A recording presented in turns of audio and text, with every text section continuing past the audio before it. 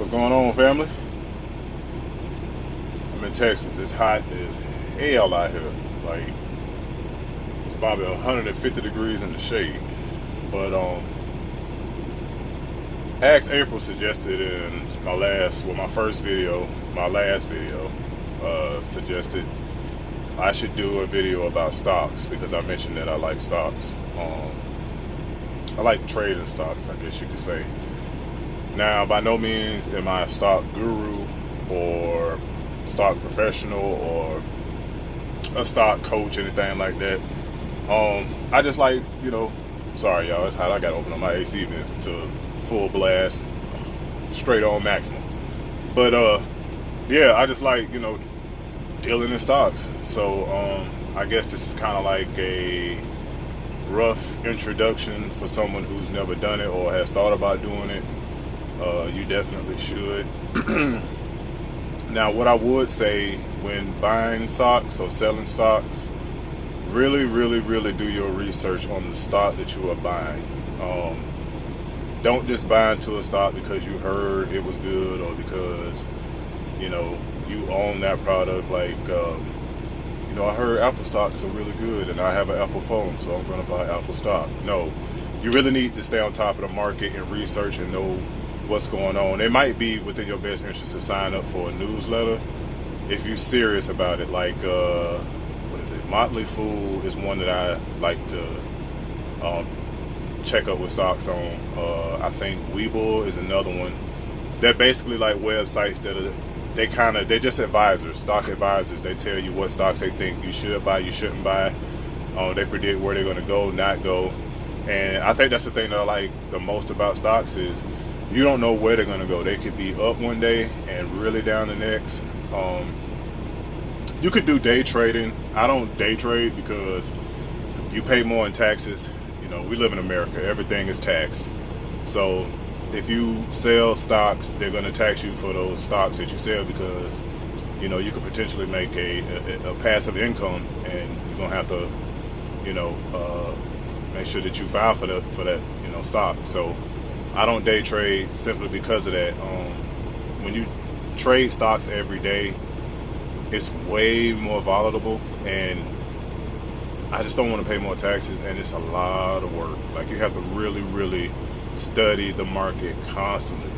This is just my opinion, and I don't feel like it's worth it. I'm more of a long-term investor because I like to be able to kind of watch where things are going. You know what I mean? Instead of having to focus on it every day.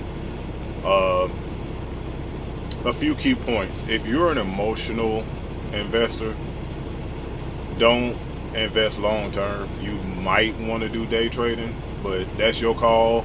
I would suggest you do at least a month of research before you even consider doing day trading. I would suggest you do the same, at least 30 days of research just to buy stocks and be involved in stocks in general. Right before my daughter was born in 2017, I had a lot of stocks and I took 2 months off before she was born. I just didn't work, didn't do anything. And at the time, her mother asked me, how are you able to pay all the bills and you're not working? I mean, I literally was paying rent, car insurance, cell phone, all my bills. And I was like, I sold some of my stocks. And she didn't know what to say because she was someone that didn't believe in even getting to know anything about stocks. She just felt like it wasn't up her alley. She didn't care to want to learn. And she didn't know what to say. She was speechless. It's like, yeah, I could take 2 months off just because I had stock. And I'll probably do another video possibly about what stocks I have, what stocks I like, what stocks I don't. Maybe if that's something people are interested in, I'll do that. But again, a lot of the research is there for yourself. You can do it yourself. You can go to a financial advisor and ask them.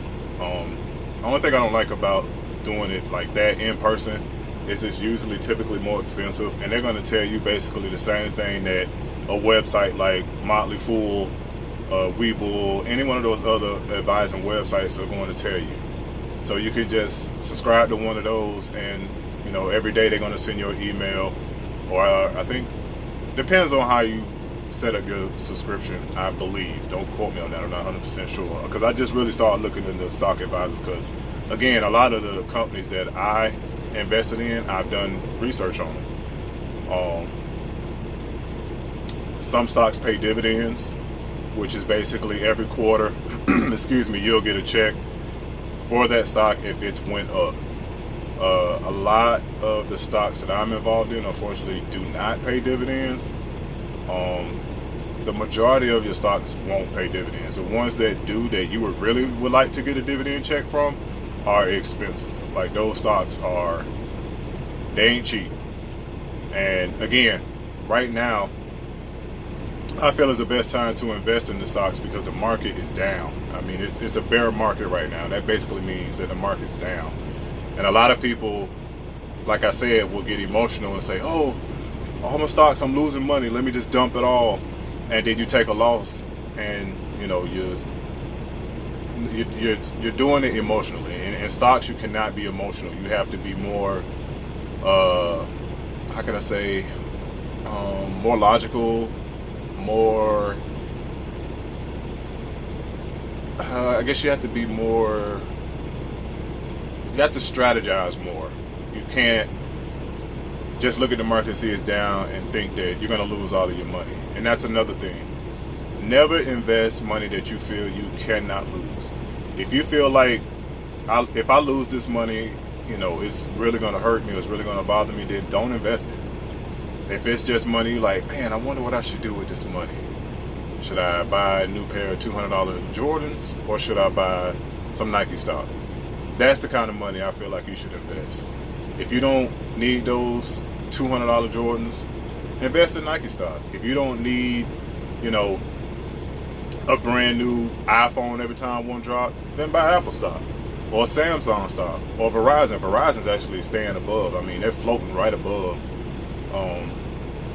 you know, I guess you could say red line. I guess I call it red line. Well, they're not down. They're just kind of staying in a steady pace, and I like that. So that's one I will give you. I would say Verizon, I think, would be a very good stock to look into, to invest in.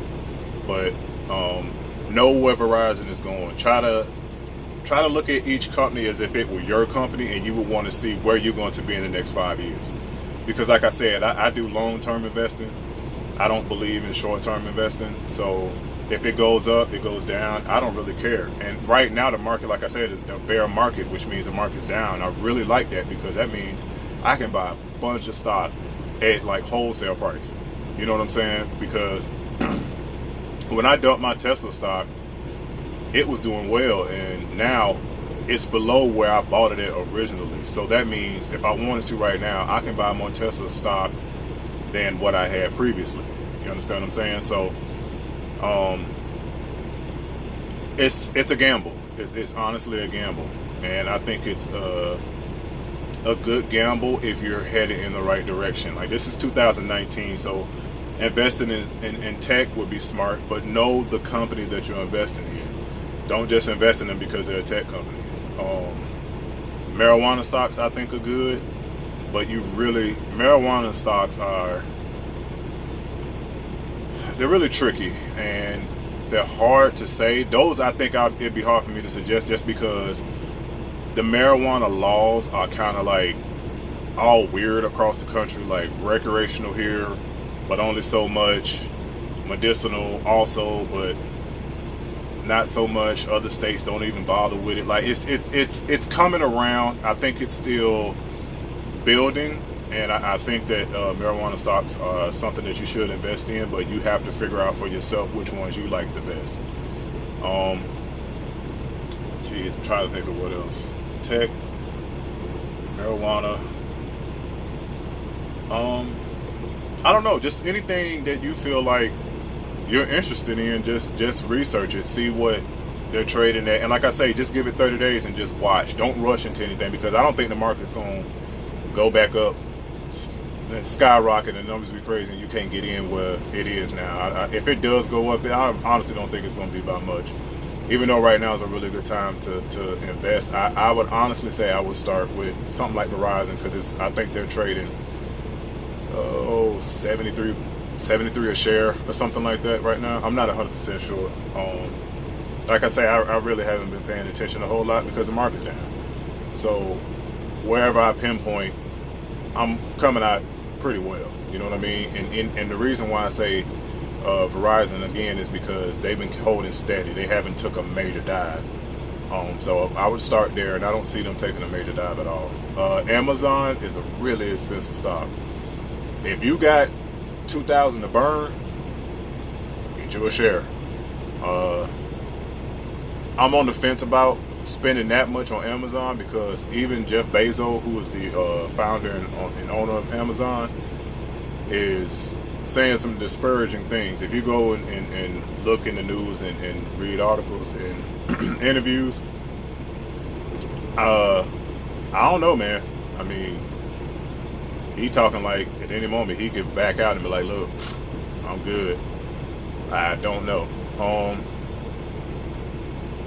Yeah, so if you have any questions, please leave a comment. Again, remember, I'm not 100% about everything dealing with stocks. I'm not a career stock trader. I'm not a professional. I'm just a guy who does it in his leisure time, and I enjoy it. Yeah, so leave a comment, like, share, subscribe.